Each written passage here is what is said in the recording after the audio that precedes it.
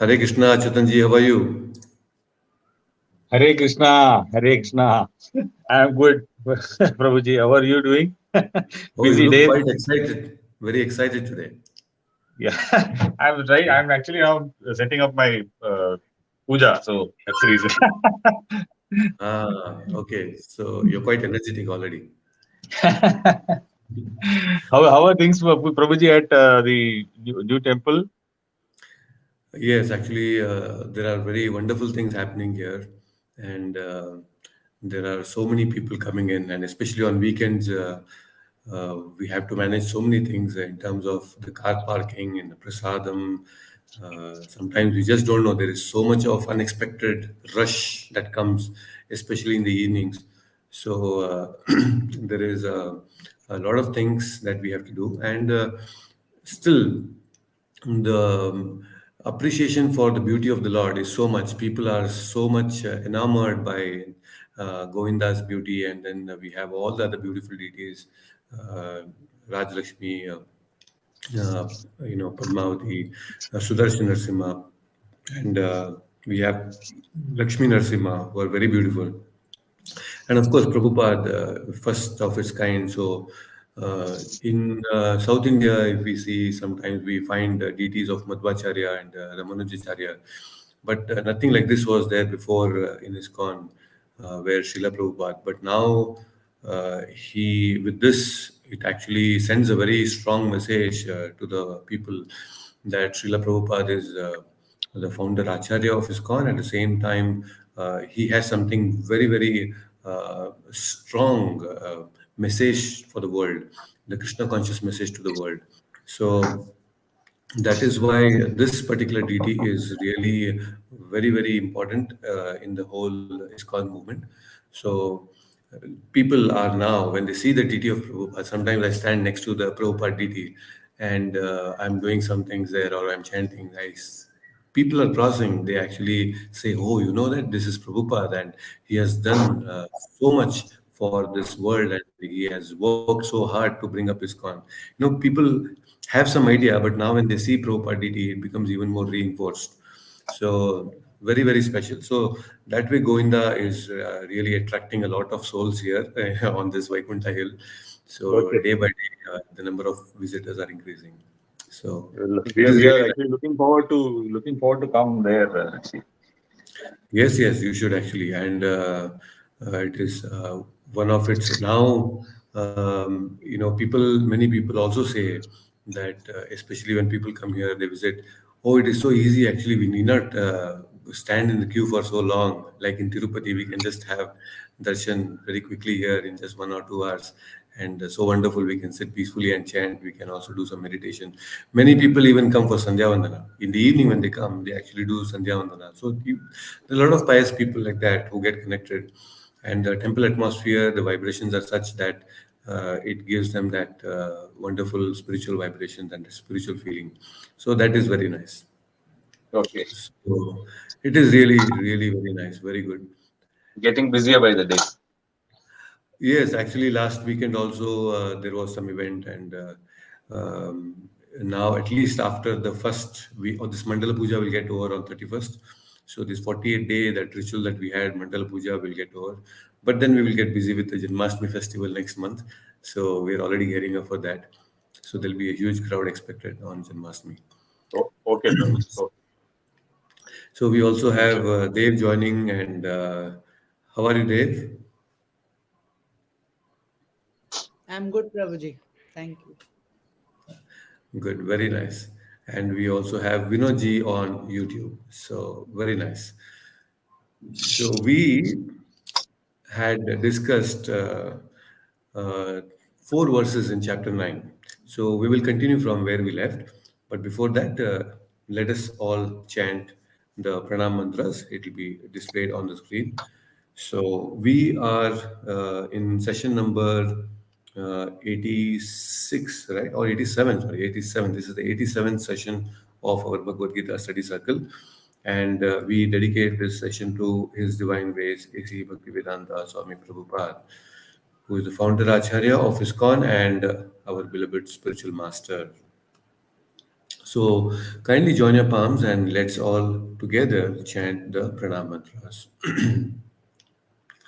नमो ॐ विष्णुपादाय कृष्णप्रेष्ठाय भूतले श्रीमते भक्तिवेदान्त स्वामिन्निति नामिने नमस्ते सारस्वते देवे गौरवाणी प्रचारिणे निर्विशेषा शून्यवादी पाश्चात्य देशतारिणे जय श्री कृष्ण चैतन्य प्रभु नित्यानंदा श्री अद्वैत गदाधरा श्रीवासादि गौरभक्त वृंदा नमो महावदान्याय कृष्ण प्रेम प्रदायते कृष्णाय कृष्ण चैतन्य नाम्ने गौरत्विषे नमः नमो ब्रह्मण्य देवाय गोब्राह्मणहिताय च जगद्धिताय कृष्णाय गोविन्दाय नमो नमः हे कृष्णा करुणा सिंधो दीनबंधो जगत्पते गोपेश गोपिका कांत राधा कांत नमोस्तुते तप्त कांचन गौरांगी राधे वृंदावनेश्वरी ऋषिभानुसुते देवी प्रणमामि हरिप्रिये वाञ्छाकल्पतरुभ्यश्च कृपा सिन्धुभ्य एव च पतितनां पावनेभ्यो वैष्णवेभ्यो नमो नमः हरे कृष्णा कृष्ण कृष्ण हरे हरे हरे राम राम राम हरे हरे ओम अज्ञानतिमिरन्धस्य ज्ञानञ्जनशलाकया चक्षुरुन्मिलितं येन तस्मै श्रीगुरुवे नमः Hare Krishna everyone, welcome back to the Bhagavad Gita study circle. So this chapter is called Rajguhya Yoga, and there are many secrets revealed in this particular chapter. So here, this is the essence of the Bhagavad Gita. In a sense, it's like the cream of all that Krishna has already spoken earlier and what he is going to speak after this. So after all the Tattva Jnana we understand from the Bhagavad Gita, in chapter 9, whatever he explains is the essence. So this is what we are supposed to understand from this chapter. This is very confidential knowledge, Raja Guhya Yoga. It is king of all knowledge. At the same time, it is very confidential. It is not very easy for people to understand these tattvas. So Krishna is actually giving the essence of all the uh, Upanishads, because Upanishads have explained so many things in detail. Now, all that Upanishadic language is difficult for us to understand. So, Krishna, in a very concise way, he has given this in Bhagavad Gita. So, we know that is why Krishna Bhagavad Gita is also called as Gita Upanishad. So, Lord Himself speaking makes it even more sweeter. Now, Upanishads and all sometimes appears to be very indirect speech from the Lord. But here, since Bhagavad Gita is a conversation between the Lord and Arjuna, it appears very natural. And if we can just have a little understanding of what Krishna is speaking, then it becomes even more easy for us to understand the uh, real intent of the Lord when we understand these things in the parampara. So that's why Prabhupada, when we read Prabhupada purports, when we read Prabhupada translations, we are getting connected with the parampara, and that ultimately gives us the right intent what Krishna had while he was speaking this. Right? So in the previous verse, we had discussed maya tatam idam sarvam jagat avyakta murtina matstani sarvabhutani nachaham teshu avastitah. So in this verse we had understood that how Avyaktaha, Avyaktamurtina. The Lord is calling himself as Avyaktaha. Avyaktaha means something which is non-manifested. Vyaktaha means something that is visible, something that you can understand through your sense perception. Avyaktaha means something that you cannot perceive through your sense perception. So does that mean that the Lord is actually formless? No, he's not Nirgun Nirakara. Avyakta doesn't mean that he is Nirgun Nirakara. But he is Avyakta Murtina, and we are unable to see it because our eyes can see only that which is created. Anything that is created is what we can see. All that around, whatever you're seeing right now around you, is all created at one particular time. Somewhere in some point of time, everything was created around you, and that which is created only is what you see, like the table, the chair, the TV, the fridge, the house, everything that you see around you is everything that is created at some point of time. So our eyes are limited to see only that which is created. Created means which also has destruction. Anything that is created will also have destruction. But the Lord is a Vyakta because he is not created. So our eyes, which can see only things which are created, cannot see the Lord who is not created. He's always there. So that is why when people ask, oh, I cannot see the soul, yes, we cannot see the soul because the soul also is a Vyakta, is not created at any point of time. But your eyes can see only things which are created.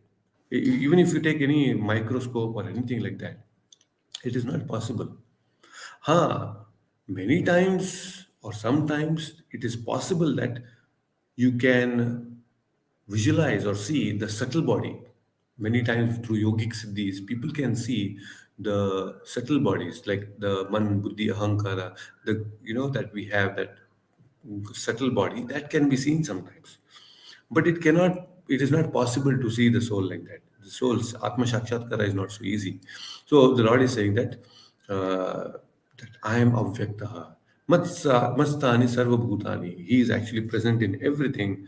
So the whole entire universe is where Lord is pervaded completely through this unmanifested form. So everybody, everything is within him. Mastani Sarva Bhutani. All Bhutanis are within him, but I am not in them. So we also understood that this particular thing, that how the Lord is not personally involved in this creation and destruction, which will become more clear in the upcoming verses. He is aloof from this, but he still pervades. How does he pervades? That he'll explain in the next verse. So, Hina Mataji, you can unmute yourself and let's chant the fifth verse of this particular chapter. So, this is also very important. न च मत्स्थानि भूतानि न च मत्स्थानि भूतानि पश्य मे योगमैश्वरम् पश्य मे योगमैश्वरम् भूतभृन्न च भूतस्थो भूतभृन्ना च भूतस्थो ममात्मा भूतभावनः. ममात्मा भूतभावनः. Once again, न च मत्स्थानि भूतानि न च मत्स्थानि भूतानि पश्य मे योगमैश्वरम् पश्य मे योगमैश्वरम् भूतभृन्न च भूतस्थो भूतभृन्ना च भूतस्थो ममात्मा भूतभावनः. ममात्मा भूतभावनः. Wonderful, very nice. Please read the translation. And yet, everything that is created does not rest in me. Behold my mystic opulence. Although I am the maintainer of all living entities, and although I am everywhere, I am not part of this cosmic manifestation. For myself is the very source of creation. Hare Krishna. Wonderful, very nice. So here Krishna is saying Yogam Aishwaram. So that is one very, very important aspect of the Lord that we should understand. Yogam Aishwaram.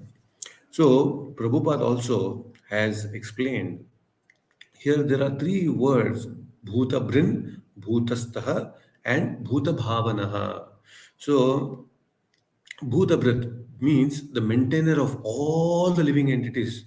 He is saying that I am the maintainer. Bhutabhrit. Bhutastaha. So completely this whole cosmic manifestation is actually uh, is held by the Lord. Everything, Bhutastaha, in the whole cosmic manifestation, it is He is present. He is pervaded everywhere. And then Bhuta Bhavanaha.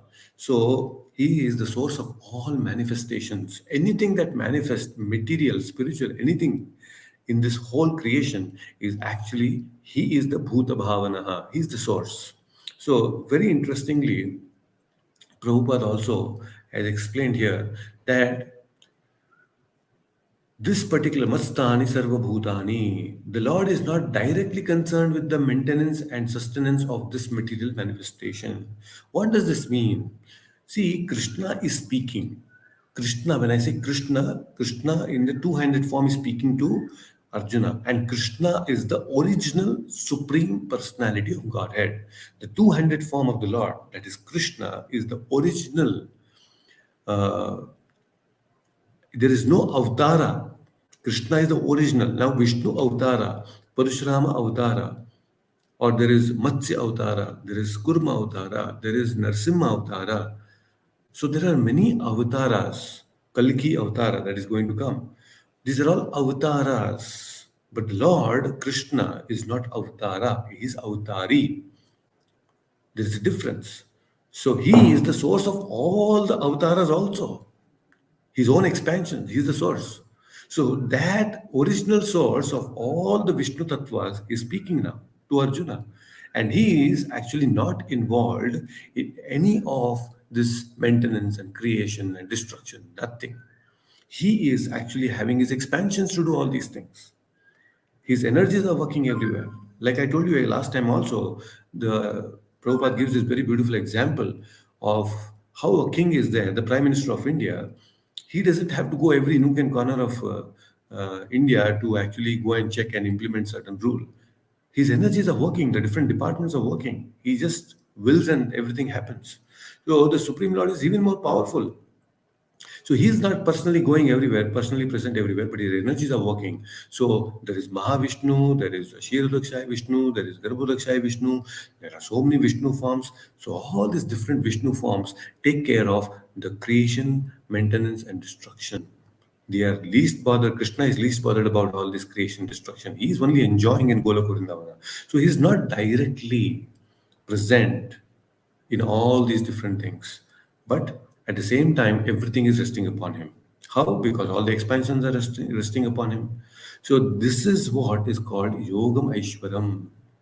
So many times people think that Mastani Sarva Bhutani, oh, the Lord is constantly interacting with this material nature, and when he interacts with this material nature, he may also actually get affected by the material nature because the Lord is here in this material world. Krishna is in the Kurukshetra war. So when he's in Kurukshetra war, that means the surroundings and everything may actually affect the Lord. So just like when you're sitting on a cold floor, the floor is very, very cold, then what happens? Some little that coldness, that cold temperature gets transferred to your body. Your body also becomes cold, isn't that? So this is called dharma sankramana. Sankramana means generally there is any hybrid thing that happens, or there is any transfer. You acquire the qualities of the other. This is called sankramana.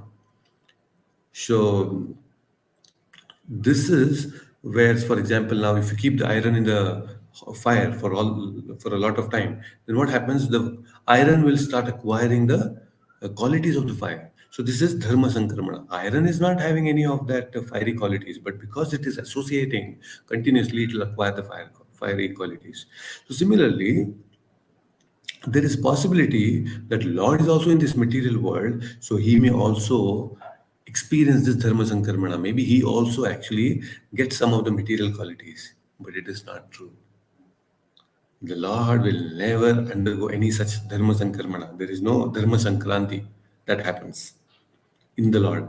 The Lord is spiritual and he remains always spiritual. He is unaffected by this material world, absolutely unaffected.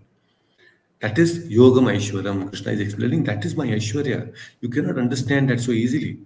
So this is why Krishna is saying that I am Bhutabhrit, I am Bhutastaha, and I am also Bhuta Bhavanaha. I am the source of everything. And Prabhupada further, he explains in the purport here that there are planetary systems floating in the space continuously. There are so many planetary systems which are floating in the space. Space is energy of the Supreme Lord, but he is different from the space. He is completely different. So, although space is created by the Lord, He is beyond the space. Just imagine. Everything is inconceivable. It's very difficult to the material world itself is so inconceivable. Just recently, I was reading an article. You must also have read in the news. It's coming up now. There is some special new telescope that has come. I forgot Webb James telescope, something like that. I didn't get the name properly. So now they are capturing the images of the universe. Beautiful, so many different Milky Ways, and they got amazing, bewildering pictures of the universe. And then they said that, oh, this was the first particular galaxy that was created. Now, how do they know which galaxy was first, which was second? But they will speculate like that. Oh, this is the first one.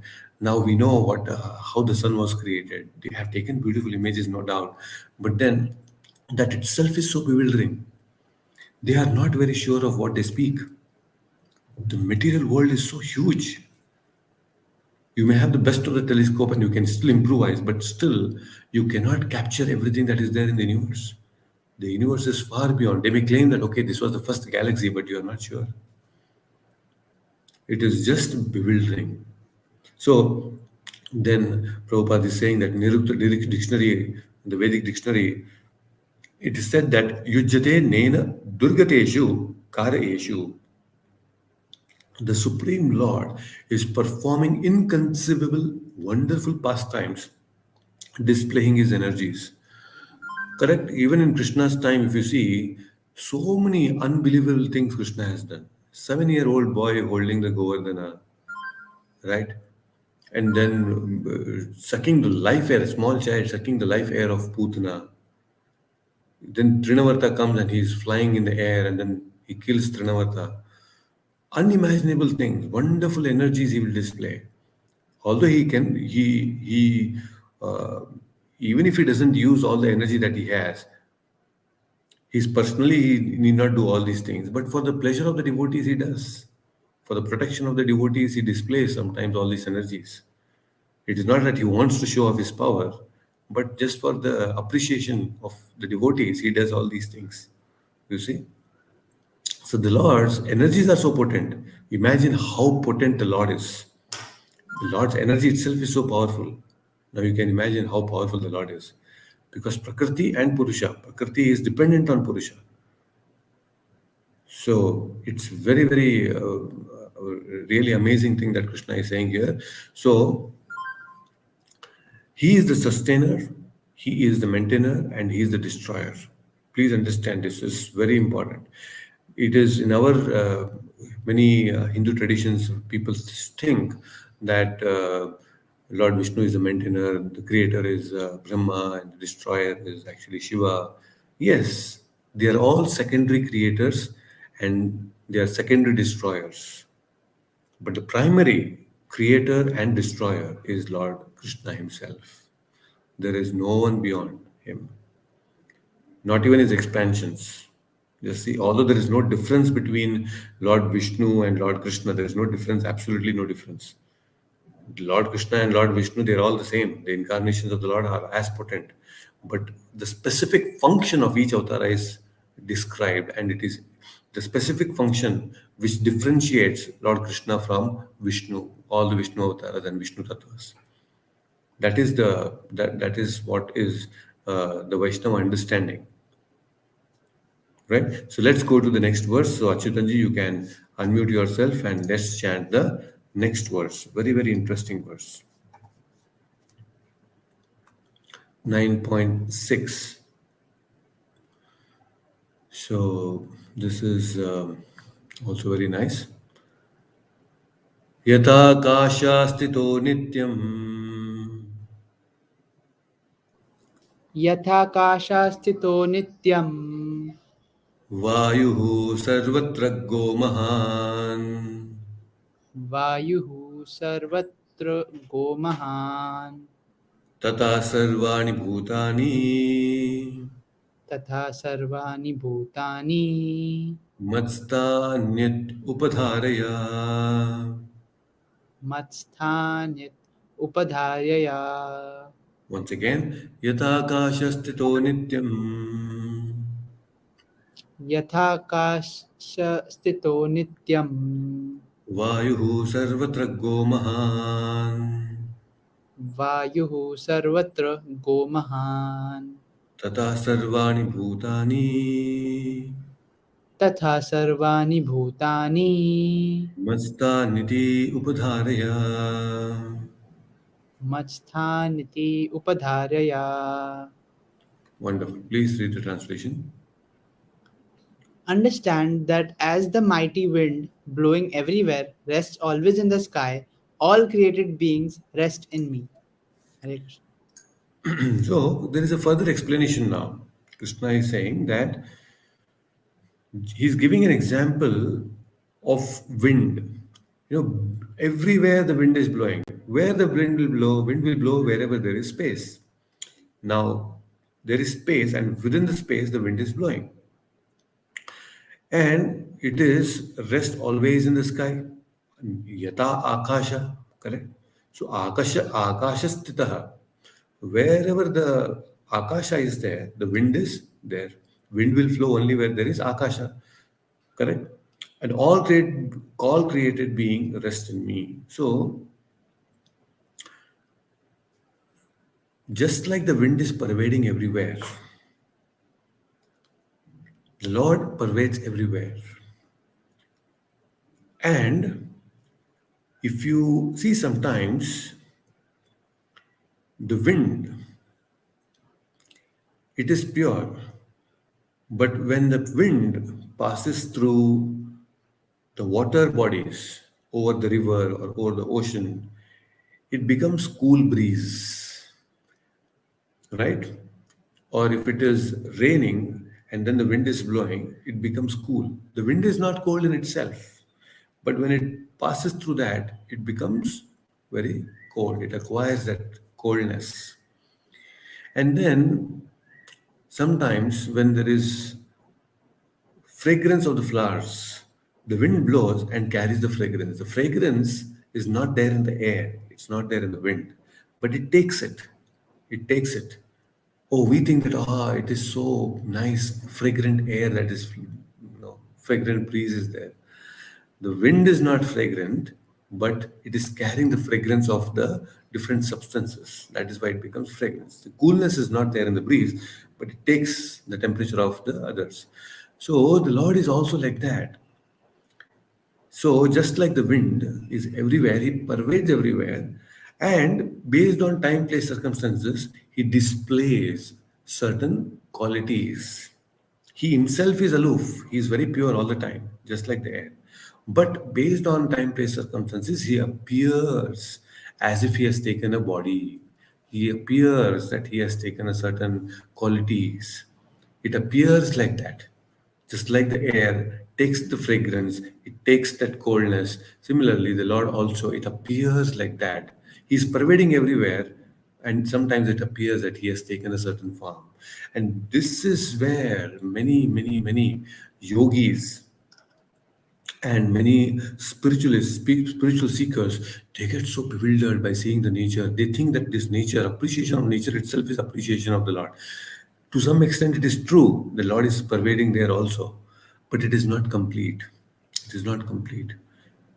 There are many people who think that, oh, this is God, that is God. Everything they say is God. It is true. Everywhere the Lord is pervading, but that is incomplete.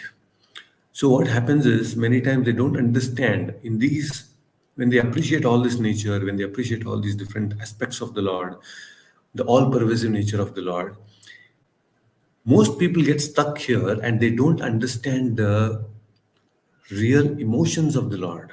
What is the Lord wanting to do? He's a person, right? And as a person, the personal qualities of the Lord, they don't come to understand those things. Only the devotees understand the personal feelings of the Lord.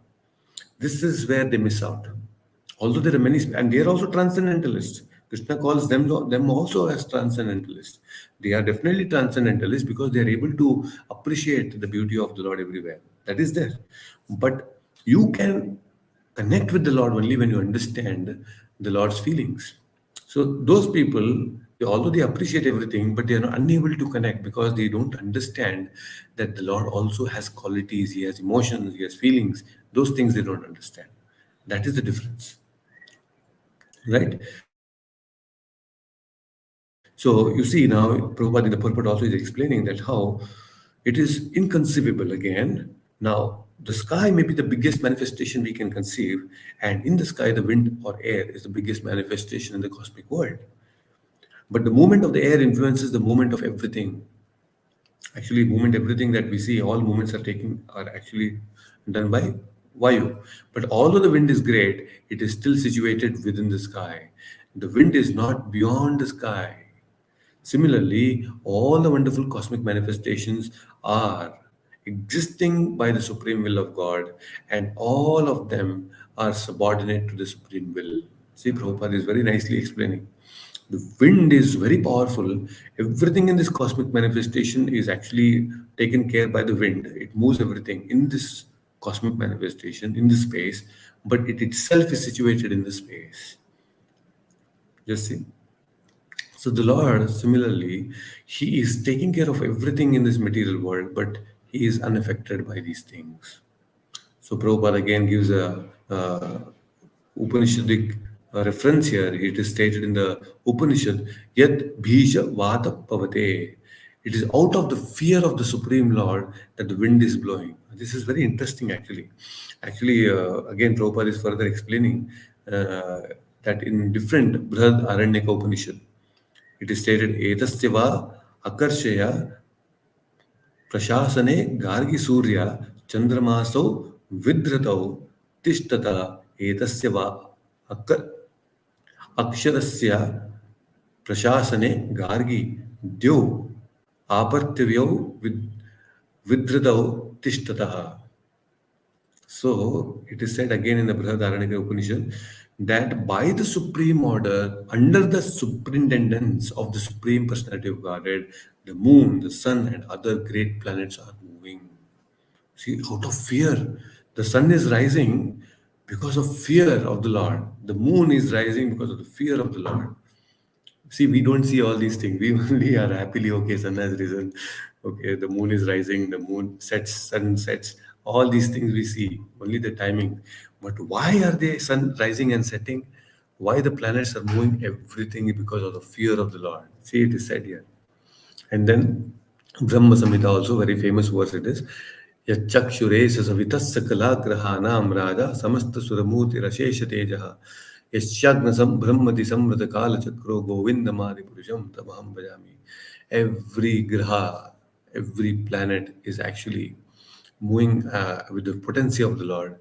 They diffuse the heat and light because the sun is diffusing heat and light. It's all because of the Supreme Lord. So Govinda is ordering them. So like that, so many beautiful things are explained. So he is aloof, although all these things are taken care by his expansions. He himself is nicely enjoying in the supreme abode, Golaka Vrindavana.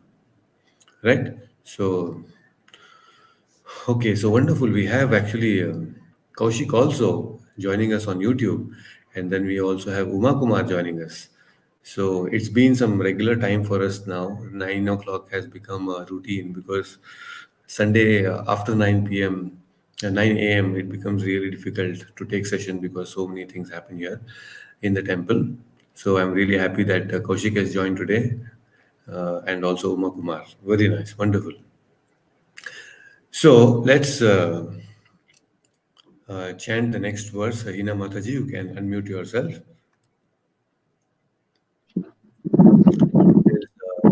Coming to us, Sarvabhutani Kaunteya सर्वभूतानि कौन्तेय Prakritim Yanti Mamikam प्रकृतिं यान्ति मामिकाम् Kalpakshaye Punastani कल्पक्षेय पुनस्तानि Kalpado Vishyamyam. कल्पादौ विजामि अहम् Once again, Sarvabhutani Kaunteya सर्वभूतानि कौन्तेय Prakritim Yanti Mamikam प्रकृतिं यान्ति मामिकाम् Kalpakshaye Punastani कल्पक्षेय पुनस्तानि Kalpado Vishyamyam. कल्पादौ विसृजाम्यहम्. Wonderful. Yes, please translation. O son of Kunti, at the end of the millennium, all material manifestation enter into my nature, and at the beginning of another millennium, by my potency, I create them again. Hare Krishna. Hare Krishna. Wonderful. See, Sarva Bhutani Kaunteya Prakritim Yanti Mamikam Kalpakshe Punastani Kalpada Visrajamyaham. Kalpaha. What is a Kalpaha? The lifespan of Brahma is actually called Kalpa. This we have to understand. And what is the lifespan of Brahma? We have discussed this many times that one Mahayuga is actually consisting of these Chaturyugas Satya, Treta, Dwapara, and Kali Yuga. These four yugas together make one Mahayugas, one cycle. So, like this, 1000 cycles is actually makes only 12 hours of Brahma, and similarly the night, the day and night. So, you can imagine it is quite huge. And the Lord is saying that Kalpakshaya means at the end of Kalpa, that is 100 years of Brahma. Brahma lives for 100 years. Such cycles, so many long years. That is the lifespan of Brahma. And at every uh, end of Brahma's life, there is complete pralaya that happens. And now you must be thinking, oh, the Lord is nitty gritty, everything small micromanagement he is doing. You know, when this universe has to be created, when that has to be maintained, just like, you know, when there is a ISRO, they are launching a satellite, or the NASA is just, launching one rover in Mars. You know, so many calculations. First of all, they have to create, and then they have to put everything inside the rocket, and then the rocket has to fly, and then after that, you know, it has to be sent all the way till Mars, and then again the landing of that particular rover. So many calculations, everything they have to manage. So many calculation goes on for the NASA scientists and the ISRO scientists to actually take care of one simple satellite or a rover, and it is so much of intelligence, so many minute micromanagement has to be done, taken care of, isn't it? But now imagine the Supreme Lord is saying that it is like kalpakshay. At the time of creation and destruction, everything is automated. Just imagine this particular, you know, you have reminders in your mobile phones, or sometimes the best example would be, you know, when you actually recharge your mobile or recharge your internet connection. You know, okay, 6 months I am going to take it, and after 6 months, moment you recharge, it will give you a date, expiry date. Your services are available only till this particular date. It's automated. You don't have to do anything. The system is built in such that you recharge, and then immediately you will get an expiry date also, that this is your service term, that we are going to provide you service only till this date. Similarly, if this small companies like Airtel, Jio, or any other company, whatever we are having, these people can automate so many things. Imagine the Lord. When He creates universes, He also sets a timer, and the timer is Brahma's lifetime. Automatically, moment that time is over, the bubble will burst. Gone, everything is gone. So automated, everything is automated. The Lord has everything. In fact, we are learning automation from Him only. Otherwise, where can we learn automation? All this machine learning people talk about these days, it's becoming a very big uh, go-to word, and universities, they're all talking about so much of artificial intelligence, and they talk about they talk about this machine learning. There are a lot of courses that are being offered these days in big universities about machine learning. But what are they doing? What is machine learning? They are trying to teach the machine to learn by itself. You observe everything around you, you see the patterns, and seeing the patterns, you learn. But isn't that exactly what we are doing when we were child?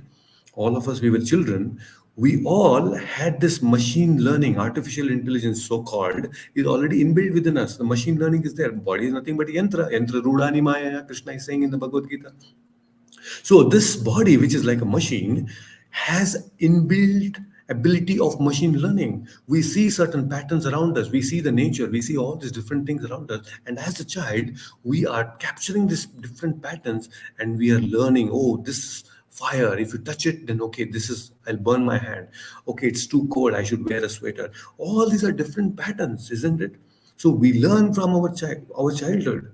So what are the new scientists doing these days? Machine learning is nothing but just like we have learned. Similarly, now they want the same ability of learning into the machines also. That is why it is called machine learning. The machine will learn on itself, and that is again incomplete. They build a lot of algorithms, they write a lot of algorithms. So many things goes on, isn't it? But they're still imperfect. But the Lord has created so beautiful this human body. It has an ability to learn on itself.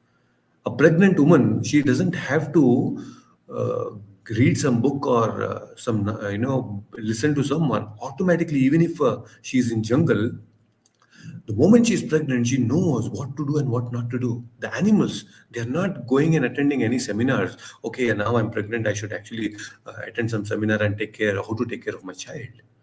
Automatically, things are inbuilt within our system. The mother knows what I should do, what I should not do, where, which side I should sleep, which side I should not sleep. See, it all comes in, it's all inbuilt. Machine learning, isn't it? Same thing which is naturally built by the Lord, they want to artificially create and give that kind of ability to the machines. It's called artificial intelligence and machine learning.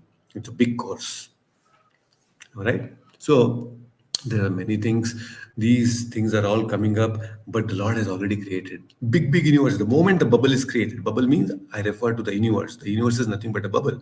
So the bubble is having a timer, and the timer is Brahma himself.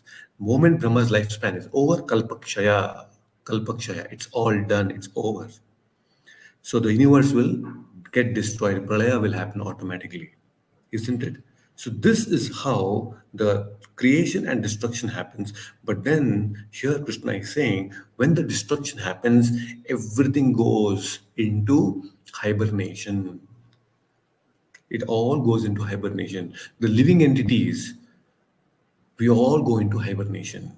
Suppose, imagine now we are doing a little bit of bhakti, but at one particular time, suppose now imagine tomorrow or day after tomorrow there is a Mahapralaya, Kalpakshaya will happen. That is the end of Brahma's day. Pralaya is happening. So we also, we will go into hibernation. We have done a little bit of bhakti, but we all, because of Kalpakshaya, Pralaya, we all went into hibernation. Isn't it scary? My God. Why is it scary? Because when will the bubble again be created? That is Lord's will. And until then, we are into hibernation for so many years. Millions and millions of years we have to go into sleep, hibernation, nothing, nothing doing. Only when the Lord will say, okay, now I'll create again, one bubble will become, Brahma will be created. Then all the living entities will come back to life. And we will continue from where we had left. Okay, this is today, okay, we have done some little bit of bhakti and all those things. The same thing will continue again. So, but the question is, do we want to wait until then? Kalpakshaya. Kalpakshaya happens, oh my God, it's very dangerous. You have to wait so many years again. So, better to wind up now itself. Everything nicely, you do bhakti, become serious, and then go back. That is what is Krishna saying here. Very, very important. Please understand. See, Sarva Bhutani Kaunteya Prakriti Yanti Mamikam Kalpakshaye Punastani Kalpado Vistrajameham. So he's saying that I create them again and again. Everything is created. He will definitely create again, but until the next creation, we have to wait. So that is very dangerous. That is not devotees do not think that, oh, let me wait till Kalpaksha. Don't even think like that. It is still long time, but still we have to take this as serious as possible and wind up our things very soon here. Okay, so everything is created by the Lord Himself. Let's next go to the next verse again, 9.8. So Dev, you can unmute yourself. Let's go to the 8th verse now. प्रकृतिं स्वामधि अवस्थभ्य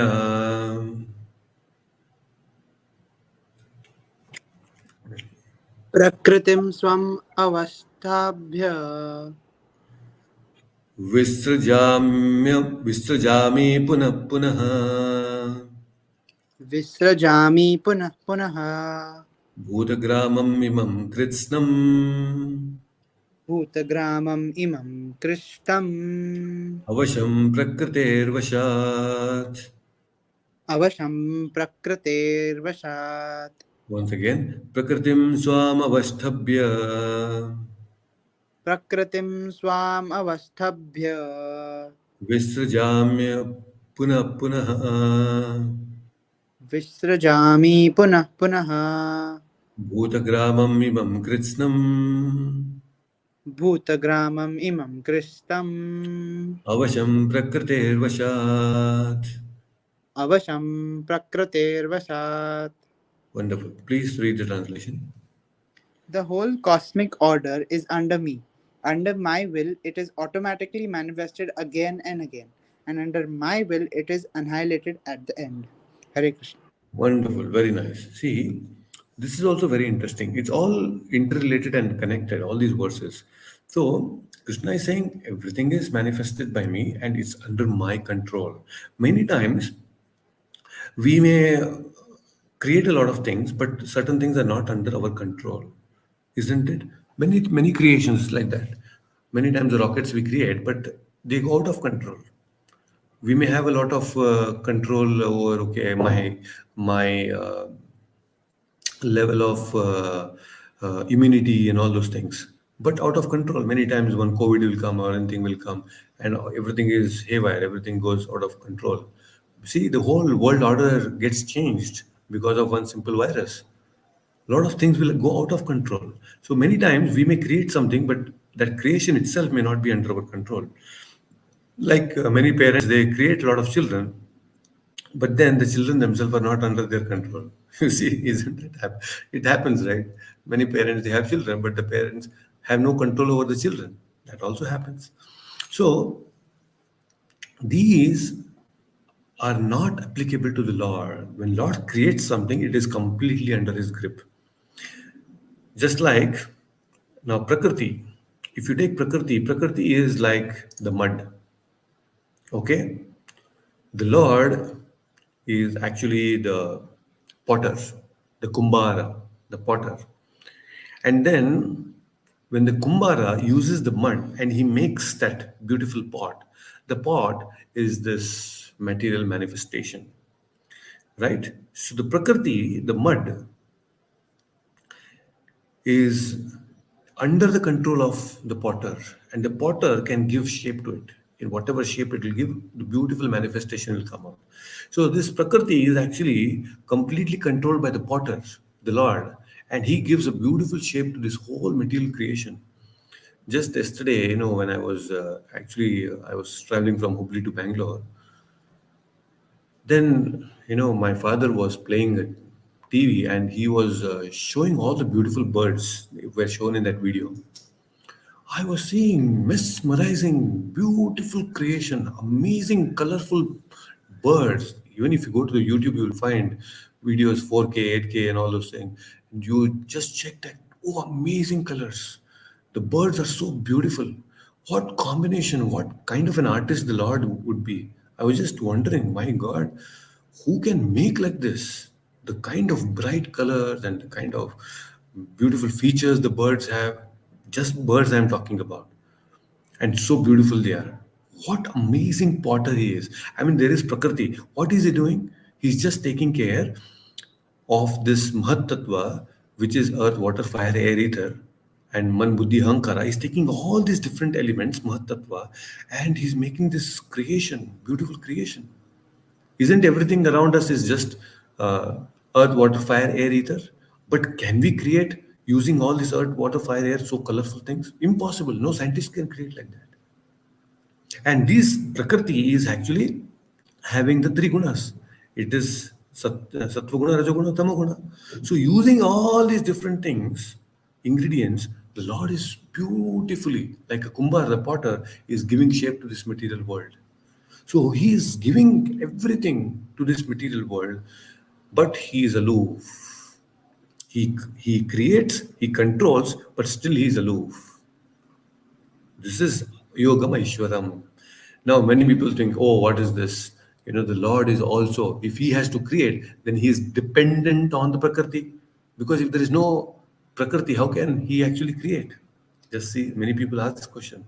Many times when the potter, the Kumbhara has to go and there's a big order that comes, the Kumbhara has to say, the potter will say, oh, actually, I don't have the soil, enough soil, because everything is exhausted. I am in need of, I have to get a lot of soil and then I can make a pot for you.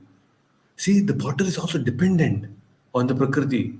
So they say, many people say, just like the potter is dependent on the Prakriti, the Lord also is dependent on the Prakriti for creation. If you just have Prakriti and no conscious being, the Prakriti is of no waste. It is waste. It is of no use. There is nothing beautiful that comes out if there is only Prakriti. And if the Lord is there and there is no Prakriti, then what will the Lord create? So they argue like that. So there should be a conscious being, there should be Prakriti. Then only everything will be possible. The creation, this beautiful creation and manifestation is possible. The beautiful colors are possible. Everything is possible because there is Purusha and Prakriti. They argue like that. But the Lord is Swarat. He is independent.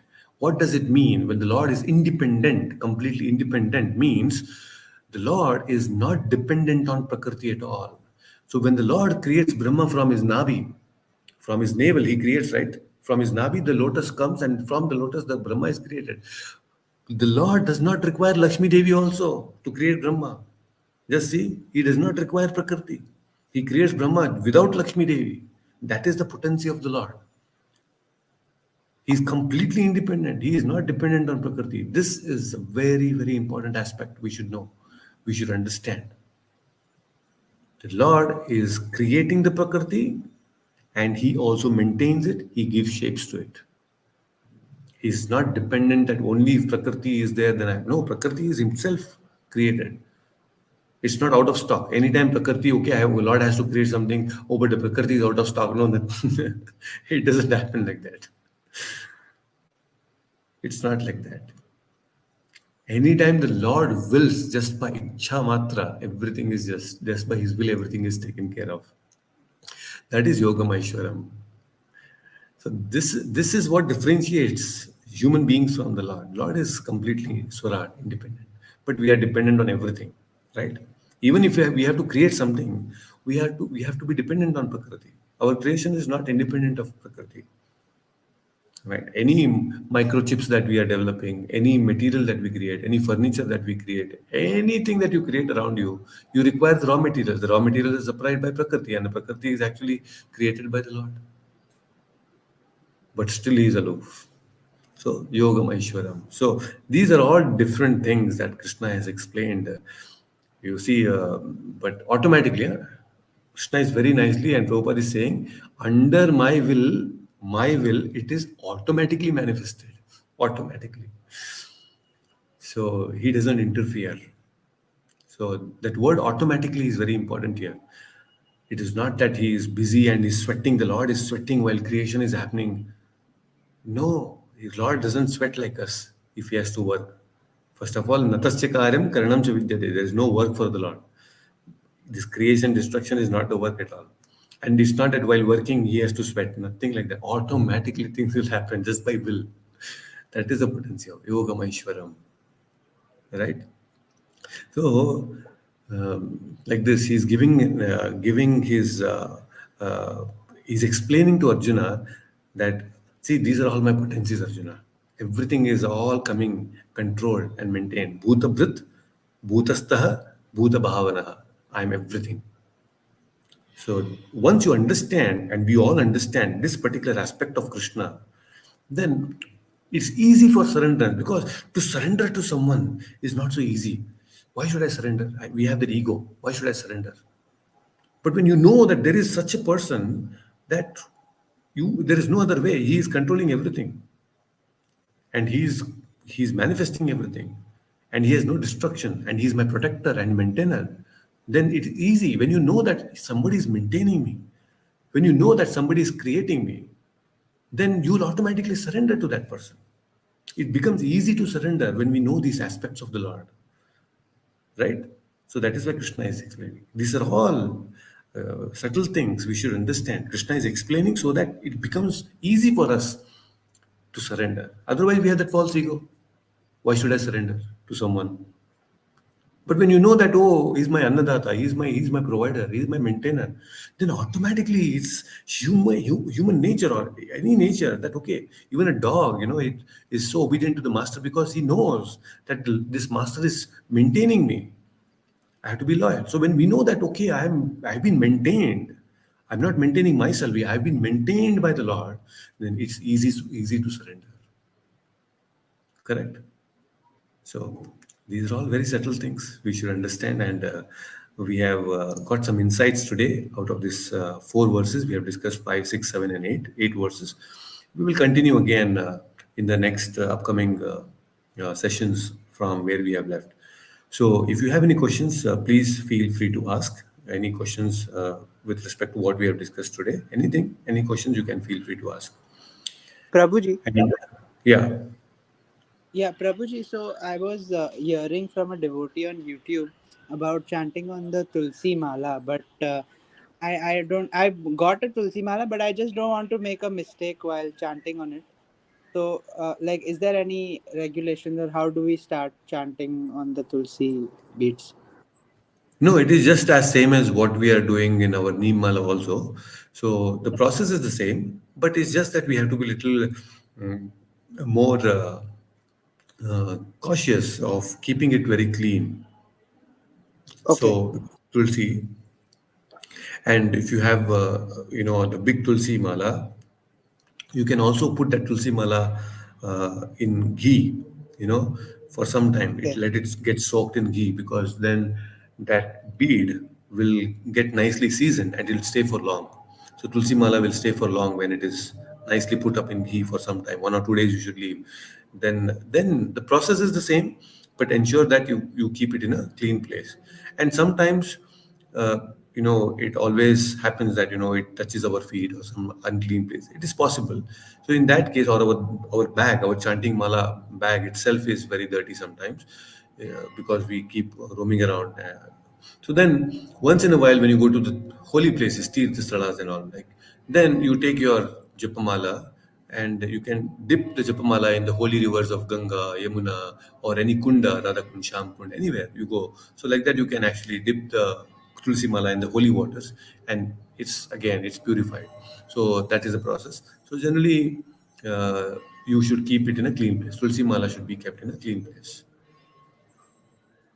That is the So only there thing. is no other rules or something that we have to follow when we are chanting on the Tulsi Mala. See, the rules of chanting applies whether you're chanting on Tulsi Mala or you're chanting on Aneem Mala. And the rules of chanting is attentive chanting. And then I think we have discussed once or twice, or if not, we can again discuss on. There are 10 offenses while chanting. The 10 offenses. I will share that in the group. There are 10 offenses to be avoided while chanting the holy names of the Lord. So those 10 offenses we have to avoid, whether you're chanting on Tulsi Mala or on Neem Mala. So if those 10 offenses are taken care of, then your chanting is perfect and attentive chanting. So those 10 offenses I will definitely share. Yes, Prabhuji, also one more thing. I was listening to a session on YouTube. There's this like all the there are chandas, no, for any verses. Like Hmm. in Bhagavad Gita, Correct. there's Anashtuk chanda and other Yeah. lengths of chanda. So I was Yeah. really interested in that. So if you can take a session on that once, describing all the different lengths of the meters in Sanskrit Correct. and all the verses, that is something that interests me. So whenever possible, if you can take a session on that. Hmm. Yeah, actually, that's even that's there in my bucket list also to actually learn those different chandas and the different meters. It's very, very special. But we can learn. I will definitely share certain important things with you. I'll have a separate session with you on that. So, because that's very specific to you, because not everybody is also interested in this. So, I will teach you first, and then I will learn myself a little bit, and then I will teach you, and then we will do it. But we will have it very soon. That's on my mind since long time. But since you reminded, I think I should take it. I have heard something on that. I have certain very beautiful shlokas. It can be chanted in different ways. Uh, so those meters are very, very beautiful. Like we have the Gopi Gita. The Gopi Gita is a Rajahamsa uh, meter. It is called the Rajahamsa. Very, very beautiful. So those, when you sing the shlokas, not just a chant, but when you sing the shlokas, that becomes even more effective and powerful. It's very beautiful. Yes. So yes, we can discuss on that. We will do that. It's something of my interest also. We will definitely do that. Work on that. Thank you, Prabhuji. So yeah. So as you are thinking about the questions, I just want to let you know that I was thinking that we should have the Vrindavan Yatra on from October 12th to October 18th. So if this is feasible for all of you, it is before the Deepavali, because during Deepavali there will be a lot of crowd. I mean, it will be very difficult to be there in Vrindavan. It is very nice to be during the Kartik month. Kartik month is beginning from the 5th, no, 9th of October, I guess. So we can have the yatra from October 12th to 18th as of now. But if there is anything that you can think of, if this time is good for all of you, then we can go ahead with this, and I will also start thinking and start planning for my availability and all those things. So this is tentative as of now, October 12th to October 18th. So we will be there for 5 6 days. So we will reach on October 12th evening or afternoon, whatever you come by flight or train, it all depends. So you plan, and then October 18th we will depart from Vrindavan. So that's the plan. So good 4 5 days in Vrindavan will give us a very nice experience, and we can go around Gokul. We can go across all the different Mathura, the birthplace, and then we can go to Nandgaon, Barsana, Govardhan, and all the different important Goswami temples in Vrindavan. So all these different things, it will take good time for all of us to visit and have a wonderful experience. So this is my plan. Uh, so we have to plan everything about the commute and everything. The local commute and prasadam and stay, everything I will arrange. So if you confirm that this is a good time, then we can plan accordingly. So in the next week, by the next Sunday, you can all plan, understand your availability and everything. If there is any alternative dates you can suggest, you please do that. We can accordingly. It's all flexible as of now. So please let me know if there is any changes. Okay. So there'll be. I'll inform this to Achutanji also, Kaushik, and if Kaushik also wanted to come to India, if he is also planning to come during that time, it will be very nice. So we can have Vrindavan Yaga. So, and then Uma Kumar, of course, he can also join. All of us, we can plan. There'll be some of my relatives also who are willing to join. So all those people all together, we can actually go and have a wonderful yatra. So let me know by next Sunday, and then we will plan accordingly. Okay. So, yes, so with this, I think we have come to the end of our session. If you have any questions, you can always message me in the group, and we will again meet next Sunday. So, until then, please take care and chant regularly. and read Bhagavad Gita. And I'll get in touch with all of you very soon. Kaushik, I think it's been a long time that I've spoken to you. So today I'll message you, and if we are free, we can talk today. All right, please take care. Hare Krishna. Hare Krishna. Take care. Hare Hare Krishna.